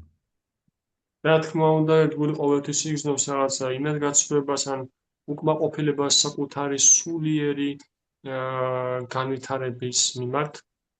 Но это не должно быть в такой степени, чтобы терять энтузиазм, впадать в апатию, разочарование. მაგრამ ეს არ უნდა იყოს ისე დონეზე, რომ ენთუზიაზმი დაკარგო, ან აპათიაში ჩავარდე, ან იმედგაცრუებული გახდე. В конце концов, чтобы не сказать, ну, все равно не получается, ну, какой смысл тогда? ბოლოს და ბოლოს რა თქვა, რომ მაინც არ გამოდის არაფერი და რა აზრი აქვს მაშინ. То есть это такая будет нечестность. Иногда преданный говорит, ну, я все равно не могу следовать всем принципам, так какой смысл вообще следовать тогда?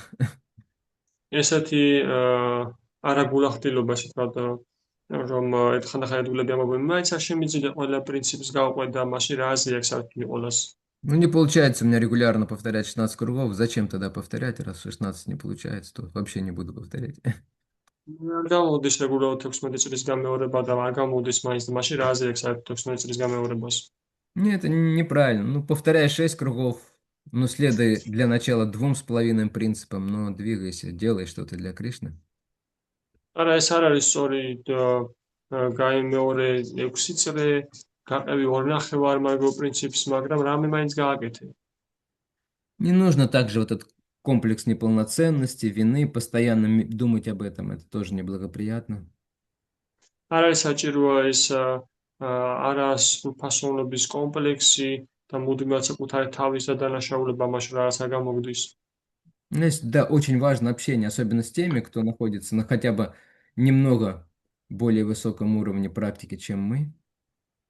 რა თქმა უნდა, ძალიან მნიშვნელოვანია იმ ერთგულებთან ურთიერთობა, რომელიც იყოფება როგორც მინიმუმ ცოტაოდენ უფრო უფრო მაღალ დონეზე სულიერ პრაქტიკის. Да, и не нужно пытаться только за счет своих усилий разрешить все эти проблемы, трудности. Нет, здесь без помощи преданных и Кришны не получится. არ არის საჭირო, რომ მხოლოდ საკუთარი ძალებით შეეცადოთ ამ პრობლემების გადალახვა, მოგვარება, არ აქვს საჭიროა კრიშნას და ერთგულების დახმარება. И нужно избегать тех ситуаций и такого общения, которые очень сильно напоминают и стимулируют наши материальные привязанности. და საჭიროა იმ ურთიერთობების და იმ სტიმულებისგან თავის არიდება, რომელიც ახდენს სტიმულირებას ამ ჯაჭვულობების. То есть таких компаний, друзей, особенно старых, с которыми преданный мог там пить или принимать что-нибудь, да, или еще чем незаконным чем-нибудь заниматься.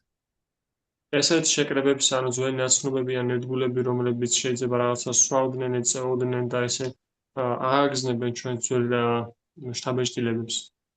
И принимать, наоборот, благоприятное общение, окружение, ситуацию. და მივიღოთ პირიქით ურთიერთობა, გარემოცვა სიტუაციები, რომელიც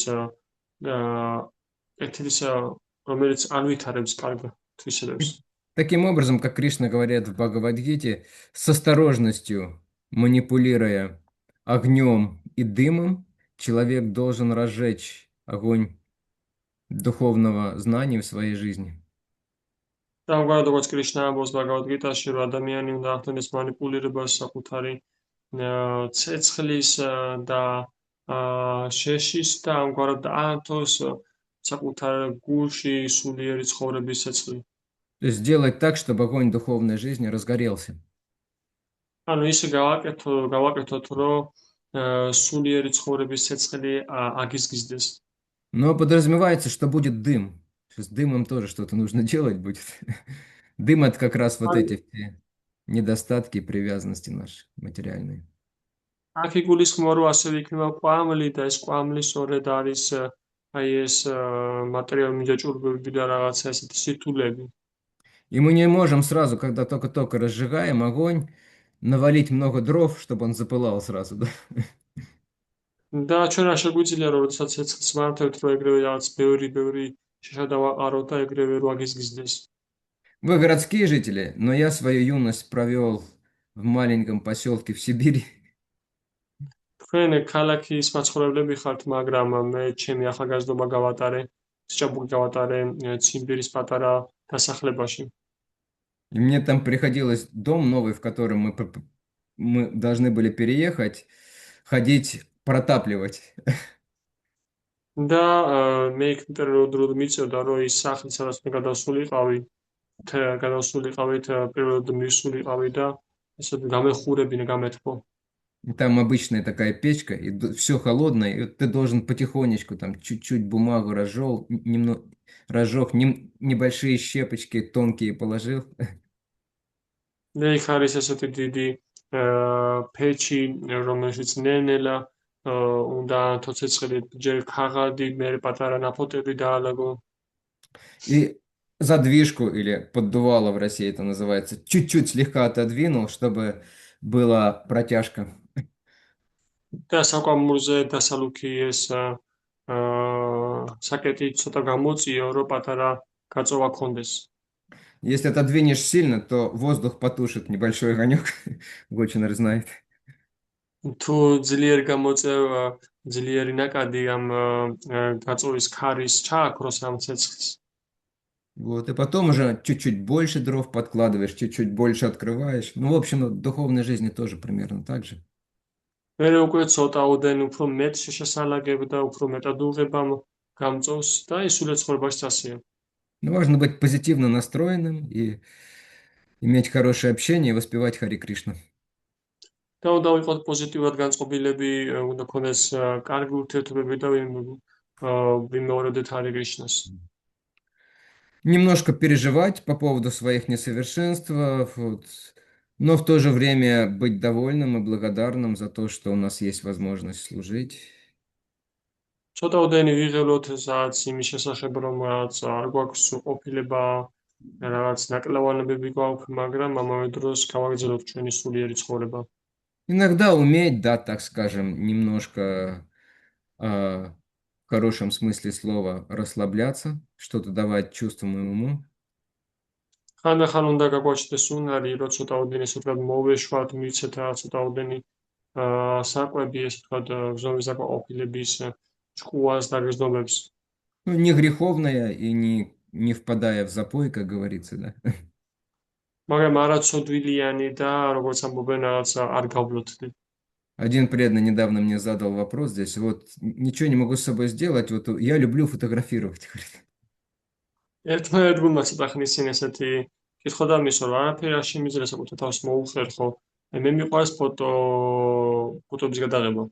Но я фотографирую не только преданных и божеств в храме, я даже когда по улице иду, не могу сдержаться, то есть... მე ფოტოებს ვუღებ არა მარტო ღვთაებებს და ერთგულებს, არამედ როდესაც ქუჩაში მიდივარ, მაშინაც არ შემიძლია თავის შეკავება. Мне нравится ловить как всякие ситуации, говорит, вот подойти к человеку неожиданно так, и раз его сфотографировать резко, когда он такой немножко шокированный. მე მიყვარს აი ესეთი სიტუაციის მომენტების დაჭერა, მაგალითად, უცებ ადამიანთან მიხვალ და უცებ გადაუღებ და აი როდესაც აი სახეს იჭერ ესეთი შოკირებულის.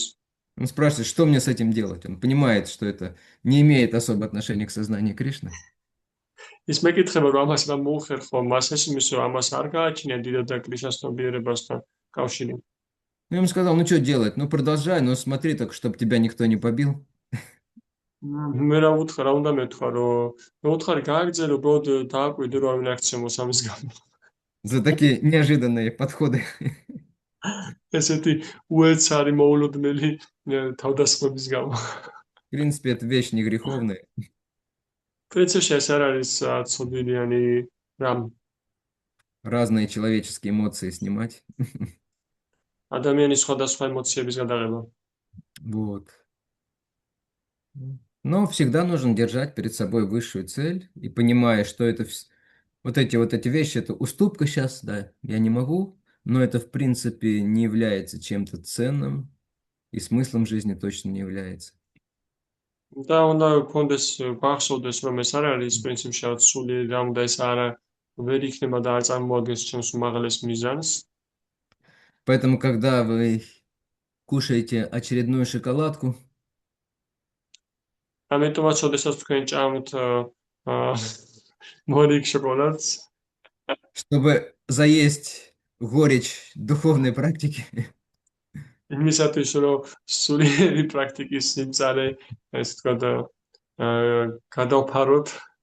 нужно сказать: Кришна, я понимаю, что это плохо, пожалуйста, не судите строго меня за это. კრიშნას ნაუთხავთ, რომ მესმის, რომ ეს არ არის კარგი, მაგრამ ნუ გამსჭით ძლიერ. Мне уже хватает этого Акшаджи, который эти шоколадками меня постоянно кормит, портит весь смак. მე უკვე ყოფნის სახეჭრება პრაფუ, რომელიც მუდმივ შოკოლადას მაჭმევს და ყველაფერს აფუჭებს. Но со временем, Кришна, я избавлюсь от этого обязательно. ამ დროთა განმავლობაში კრიშნა მე გავთავისუფლები ამისგან აუცილებლად. Только тебе буду шоколад предлагать, сама есть не буду. მარტო შემოგთავაზო შოკოლადზე მე თავად არ შეჭა. И Кришна с плаката или с фотографии улыбается. და კრიშნა პლაკატიდან ან ფოტოსურათიდან იღებდა. Ну, в общем, нормально. Рабочая ситуация. მოგეთ ნორმალურია ეს ბუშა სიტუაცია. Харе Кришна, если есть какие-то вопросы, можно сейчас ჰარე კრიშნა. задать, чтобы გვაქვს რაიმე კითხვები? подвести итог этому 4-дневному обсуждению регулирующих принципов. ეხლა დრო არის რომ შევაჯამოთ ის ჩვენი ეს 4-დღიანი მარეგულირებული პრინციპების განხილვები. У кого-то есть что-то?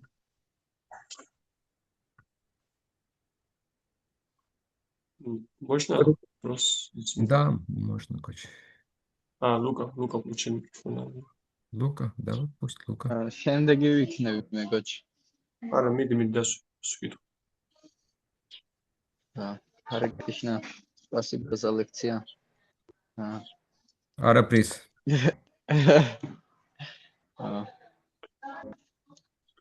როგორ შეგვიძლია, კი არა, უბრალოდ რა შეგვიძლია რომ გავაკეთოთ, რომ ასე ვთქვათ, შევძლოთ რა დარეგულირება, იგივე კვების, ძილის და საჭიროებების ამ ხანდახან რთულია ხოლმე რა, ეს რომ გავაკონტროლოთ მაინც ასე თუ ისე და დავარეგულიროთ და აი რა შეგვიძლია რომ უფრო ასე ვთქვათ, ჩვენი კონტროლის ქვეშ იყოს რა. Да, арапирикти. Лука Прабху задает вопрос, что мы можем сделать для того, чтобы мы улучшили свой там контроль там сна, там идей и разных вещах, что мы можем практически не сделать для этого. Ну, чтобы улучшить, нужно понять, что это мне нужно, во-первых. პირველ რიგში იმისათვის რომ რაღაც გაუმჯობესოთ, საჭიროა რომ გავაცნობიეროთ, რომ მე ეს მჭირდება. Чтобы понять, что это нужно, вот нужно общаться с серьезными преданными, особенно слушать. იმისათვის რომ გავიგოთ, რომ მე ეს მჭირდება, უნდა ვიურთიერთოთ სერიოზულ ერთგულებთან და უსმინოთ. Вот. И когда появится желание, потому что если желание не появится такого сильного, то ну ничего не получится. და თუ არ გაგუჩნდა რაღაც ესეთი ძლიერი სურვილი, მაშინ არაფერი არ გამოგვივა. И затем уже можно пытаться вводить в свою жизнь какие-то вещи, но не пытаться сразу, знаете, все поменять, от всего отказаться. შემდეგ კი უნდა ესე ვთქვათ ნენელა თანათანობით ჩავთოთ ჩვენს ცხოვრებაში და ნენელა შევეცავთ რაღაცები შევცვალოთ, მაგრამ არ არის საჭირო ყველაფერის ერთიანად ესე ვთქვათ დაყარა. То есть я ложусь спать там в 11, вот. Ну вот в следующей неделе буду 10:30 ложиться спать, да. Через неделю в 10, да, и так далее. მაგათაც მე და 11 საათზე უწევი დასაძინება და მე შემდეგ ერთი კვირის მერე 11-ის ნახევარზე, მე კიდე ერთი კვირის მერე 10-ზე და ასე შემდეგ. И вставать то же самое буду раньше на полчаса. და შესაბამისად უფრო ადრე ავდგები ნახევარი საათით. Вот. И Нужно это делать, чтобы это делать легче было, нужна соответствующая обстановка, да, то есть вокруг нас должна быть какая-то, по крайней мере, минимальная гуна благости, хотя бы. და იმისათვის რომ მიზაკეთება შევძლოთ ჩვენს გარშემო უნდა იყოს შესაბამის ატმოსფერო, როგორც მინიმუმ რაღაც წილი ნაწილობრივ მაინც სათნოების გუნა უნდა არსებობდეს. И последнее, и самое важное на самом деле, და ბოლო და ყველაზე მნიშვნელოვანი სინამდვილეში, это last but not least, вот, это то, что сила менять что-то и чему-то следовать в жизни у нас приходит из воспевания Хари Кришна мантры. ეს არის რომ ძალა ჩვენ ცხოვრებაში რაღაც შევცვალოთ, რაღაც გავაკეთოთ, ეს მოდის ჰარე კრიშნა მაჰამანტრის გამეორებისგან. То есть любые изменения позитивные в нашей жизни должны начинаться с попыток улучшить свое воспевание. რომ ნებისმიერი ცვლილება ჩვენ ცხოვრებაში უნდა იწყებოდეს ცდილობებისგან, რომ რაღაც რომ გავაუმჯობესოთ ჩვენი წმინდა სახელების გამეორება. Что говорится, кали, нахиара дарма, да, то есть ничего не работает без воспевания святого имени в Кали-югу, ничего хорошего, по крайней мере. ანუ არაფერი არ მუშაობს კალის ეპოქაში წმინდა სახელების გამეორების გარეშე, როგორც მინიმუმ კარგი არაფერი არ მუშაობს. То есть вот таким образом мы увеличиваем свою способность контролировать какие-то вещи, улучшать свою жизнь. და ამგვარად ჩვენ შეგვიძლია გავაუმჯობესოთ ჩვენი ცხოვრების კონტროლის უნარი და გავაუმჯობესოთ პოზიტიური მხარეები.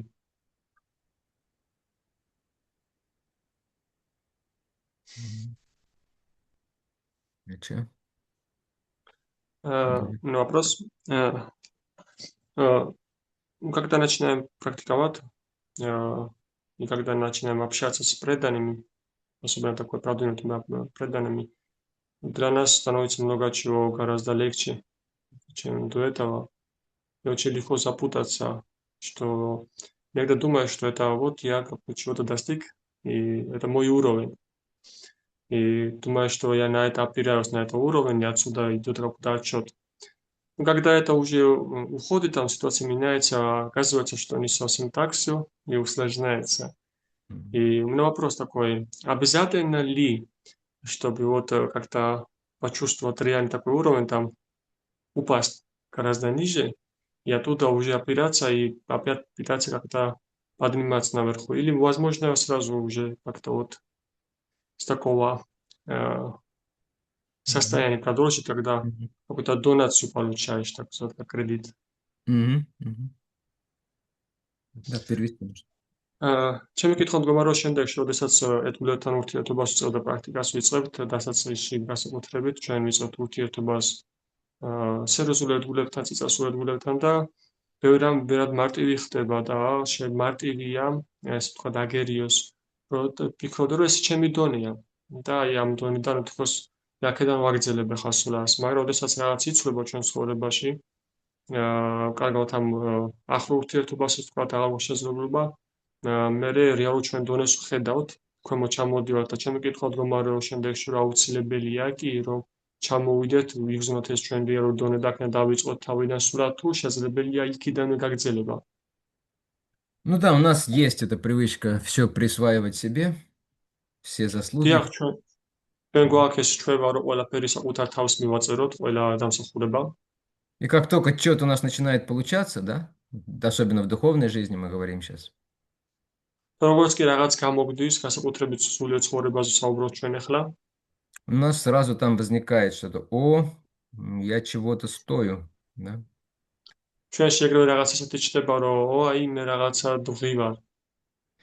Хотя, да, все, что мы получили, это, как говорится, заемный павлиний хвост, то есть это не наше, это нам дали, преданные в основном. მაგრამ სინამდვილეში რა ყველაფერაც გამოგდის რეალურად ეს არის, რომ ცოტა ნათხოვარი ფარშევანგის კუდი, ანუ გვათხოვებს ეს არის ჩვენი. И мы начинаем раздуваться, да, чуть-чуть, надуваться. და ჩვენ ვიწყებთ ესე გაბერვას ცოტა ოდენი ვიბერებით. И немного сверху смотреть на тех, у кого так не получается еще, да? და თან დამატებით ამასთან, რომ ცოტაოდენი ზემოდან უყურებთ მათ, ვისაც ესე არ გამოსდით. То есть шарик так немножко раздувается, ანუ ეს ბუშტი ცოტაოდენი ესე იბერება и Господь Нитянанда, он берет иголочку უფალი ნიტიანა დაიღებს ნებს и, и пух! და Ну, переводи. და უფალი ნიტიანა დახეთქავს ამ ბუშტს. Мгм. И на самом деле, почему так происходит? Пока есть гордость, так будет происходить. და სინამდვილეში რატომ ხდება ესე? სანამ არსებობს სიამაყე, ეს ასე მოხდება. То есть, чтобы нам что-то переоценить, да, и оценить преданных лучше, то есть иногда нам нужно немножко как бы упасть, да, как ты сказал. ანუ იმისათვის, რომ ჩვენ რაღაც რეალურად და შევაფასოთ და დავაფასოთ ერთგულებთ, ანუ ურთიერთობა და ერთგულები, ჩვენ უნდა დავეცეთ. Это происходит, пока есть гордость. Именно вот таким образом мы учимся. ეს არ ხდება მანამ, სანამ არსებობს სიამაყე და ამგვარად ჩვენ ვსწავლობთ. Но чтобы учиться не падая, да, и ценить преданных, не опускаясь самому, да, და იმისათვის, რომ ვსწავლოდეთ ისე, რომ არ დავეცეთ და ვაფასებდეთ ერთგულებს და ასე ვაგრძელებდეთ წინსვლას, нужно пытаться развивать в себе вот это вот настроение Трината Пису Ничина с самого начала, Тарура Писа Хишнуна. უნდა შევეცადოთ განვითაროთ აი ეს გონება განწყობილება, ანუ თავდაბლობის და მოთმინების დასაწყისთანავე. Развивать в себе вкус к служению преданным. განვითაროთ გემო საკუთარ თავში ერთგულებისადმი მსახურების. Даже если вначале его нет, но просто нужно убеждать себя, я должен преданным служить, что-то делать для них. და თუნდაც დასაწყისში ეს გემო არ გქონდეს, მაგრამ საკუთარ თავი უნდა დავარწმუნოთ და შევეცადოთ რაიმე გავაკეთოთ მათთვის. То есть, если вот это вот смирение потихонечку будет в нас развиваться, то Кришна не будет нужно нас опускать в лужу опять в грязь. ანუ თუ ჩვენ თავიდანვე შევეცდებოდ განვითაროთ აი ეს თავდაბლობა, მაშინ კრიშნას აღარ იქნება იმის საჭიროება, აუცილებლობა, რომ ჩვენ უკან გუბეში ჩავაყოფინოს თავი. То есть, либо мы сами осознанно это практикуем, да, через там слушание, через служение, либо Кришна это делает, опуская нас в лужу на какое-то время. ან ჩვენ თავად ვაპრაქტიკებთ ამას გაცნობიერებულად, ან კრიშნა ამას აკეთებს და უკან გუბეში გვაბრუნებს, რომ რეალურად დავინახოთ რეალობა. Ну и промежуточные варианты, да. და არსებობს შუამდებარე ვარიანტებიც. То есть мы практикуем смирение, но, может быть, не очень успешно, поэтому Кришна нас немножко нужно там нам испачкать, комок в грязи кинув, ваше новое прекрасное сари, небольшой комок грязи. То есть не полностью вас в сточную канаву опустил, да, так, немного грязи накинул. ან რაც შუამდებარე ეტაპებიც არსებობს, მაგალითისთვის თუ თქვენ ცდილობთ დააპრაქტიკოთ თავდაბლობა და მოთმინება, მაგრამ არ გამოგვიდგება, ამიტომაც კრიშნა ცოტა პატარაოდე ტალახის გუნდას იღებს და თქვენს ახალ სარის ესვრის. Вот почему Госвами Махарадж, например, он вот эти все свои курсы, платформы устраивает, это как раз для того, чтобы мы осознанно начали работать в этом направлении. და რატომ ატარებს და ქმნის ამ თავის კურსებს და პლატფორმებს გოსვამი მაჰარაჯი, იმიტომ რომ ჩვენ თავად დავიწყოთ გაცნობიერებულად ამის პრაქტიკა. И чтобы мы максимально избегали, в России это называется школу тяжелых ударов. და რომ ჩვენ მაქსიმალურად ამას რუსეთში უწოდებენ მძიმე დარტყმების სკოლას. Вот такие альтернативы есть. აი ესეთი ალტერნატივები გვაქვს. Ну, как я сказал, пока гордость она присутствует, то вот, ну, будет такие ситуации, да. და როგორც თქვით, განმეორდები, რომ სანამ არსებობს სიამაყე, ასეთი რამ იქნება ყოველთვის. И по много раз причем. Я по себе говорю вам. მე საკუთარი გამოცდილებით ამბობ. Харе Кришна. Харе Кришна. Спасибо за ответ. Таре Харе Прабhu. Кришна, можно еще Да, что конечно. продать? Харе Кришна? Нужно. Надо, Федя.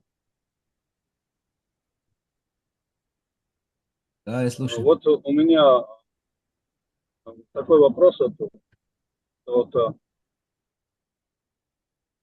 когда Матаджи Юлия свой как бы так доклад законного секса, там она упомянула, что, я не знаю, точно вам адресовать или Матаджи Юлии этот вопрос, но когда Прабхупада бенгальскую пословицу говорил, что «И зачем мне следить за коровой, если я могу купить молоко». Как вот понять Мгм. это и причем как соотнести все? Ну, наверное, Матаджи Юля, раз она это процитировала, пусть она и отдувается в начале. Харе Кришна. Кришна. Ну, я понимаю, что имелось в виду, что мужчина не видит смысла приглашать женщину замуж, если он встречает на улице в обществе много легкодоступных женщин. Харе Кришна. Очень. Ну, в принципе, ну, для Луки нужно перевести все равно. Вот Прабху, вы можете сам перевести свой вопрос, потому что у меня в это время зависели. Мгм. ჩემ შეკითხვა იმაში შეკითხვა ჩემი ასე არის. იულია მათაჩი მახსენა რომ პრაბჰუპადამ ერთხელ ბენგალური ჯავარაკი წარმოთქვა, სადაც ნახსენები იყო რომ ვისთვის მჭირდება რომ თავდეთ როხა და მას უვარო, ესეც შემიძლია ბაზარზე ვიყიდო რძე. და მე დამაინტერესა რა ვითარება არის რატომ ახსენა და როგორ შეიძლება რომ დავაკავშიროთ ერთმანეთს. დღევანდელი ჩვენი ლექცია და ეს ჯავარაკი. ნადლობა. და იულია მათაჯიმ პასუხა რომ მე ესე მესმის ეს გამოთქმა რომ ამ კონტექსტში რომ თუ ქუჩაში უამრავი ხელმისაწვდომი ქალი არის ასე ვთქვათ სუბყოფ აქცევი სასაჭიროა ცოლის მოყვანა დაახლოებით ესეთი განმარტება ჰქონდა. Да, у меня такое же понимание. Я думаю, что другого и нет в этой аналогии. დიახ, მეც ესეთივე გაცნობი გაგება მაქვს და მეგონი სხვა არც არის ამ ანალოგიაში. То есть, когда женщина доступна, нужно заплатить не так много, но не нужно брать ответственность на всю жизнь. როდესაც ქალი ესეთი ხელმისაწვდომია და შესაძლებელი ცოტა გადაიხადო და ეს მიიღო და არის ჭირდება მთელი ცხოვრების მანძილზე ამ ტვირთის აღება, То у материалистичных мужчин именно такое сознание, да, заплачу немножко, но это гораздо легче, чем там пахать всю жизнь, заботиться, обеспечивать. მატერიალისტ ადამიანი კაცებს ესეთი ცნობიერება აქვთ, რომ კი ჯობია ცოტა გადაიხადო და საჭიროება არ არის იმის მთელი ცხოვრება ვთქვათ ეს ტვირთი ატარო. Именно поэтому демоны и начали эту кампанию, что мужчина равноправны, независимость дать женщинам. На самом деле просто Прабхупада говорил, за этими призывами к независимости женщинам стояла вот эта идея их легкой доступности. და სწორედ ამიტომაც დაიწყეს დემონებმა ეს პროპაგანდა, რომ კაცი და ქალი თანასწორი არიან და პრაბჰუპადა ამას განმარტავს, ასამდეში დემონებმა ისინი დაიწყეს, რომ ესეთი ხელმისაწვდომი ყოფილიყვნენ ქალები, ესე ვთქვათ, იაფასიანად. Да, Харе Кришна. Еще можно один вопрос тоже? Да. Это было несколько лекций тому назад, но тема почти одинаковая получается. Вот было упомянуто, что надо остерегаться, как бы сказано, я точно не помню, чтобы даже если на одной лавочке сидит, мол, мужчина там с мамой, с дочкой, девушкой, вот таких вот обстоятельств. Вот, можно, объясните, пожалуйста. Это, насколько я вас понял, это цитата из Шримад Бхагаватам. Да, цитата из Шримад Бхагавата. Да, Гоч, переводи, пожалуйста.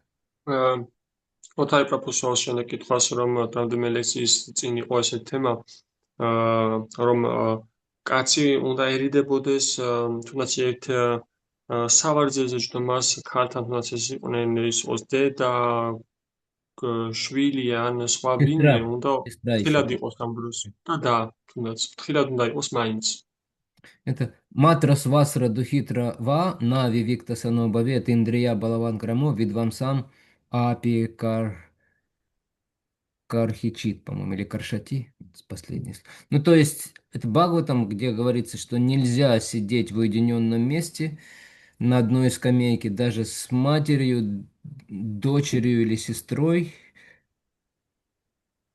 ეს ბაგავატამი ამბობს ამას, რომ არ შეიძლება განმარტოებულად ჯდომა, თუნდაც ეს იყოს და, დედა ან ქალიშვილი. Потому что чувства настолько сильны, იმიტომ რომ ჯდომები იმდენად ძლიერია, что могут унести разум даже мудрого человека, обладающего знанием. რომ შეუძლიათ გაიყოლონ гоნება, თუნდაც ძალიან ბრძენი ადამიანის, რომელსაც ცოდნა გააჩნია.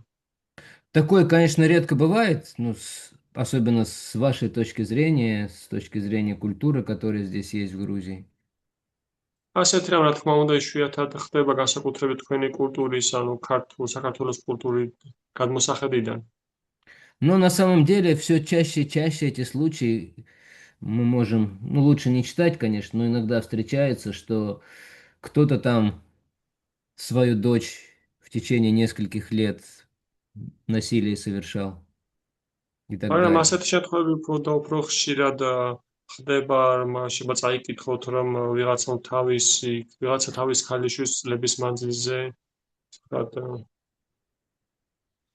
აუპატიურებდა. Да, но в будущем будет и сестры и матери, похоже. Кали-юга развивается. მომავალში როგორც ჩანს, დები და დედებიც იქნებიან, კალიუგა ვითარდება.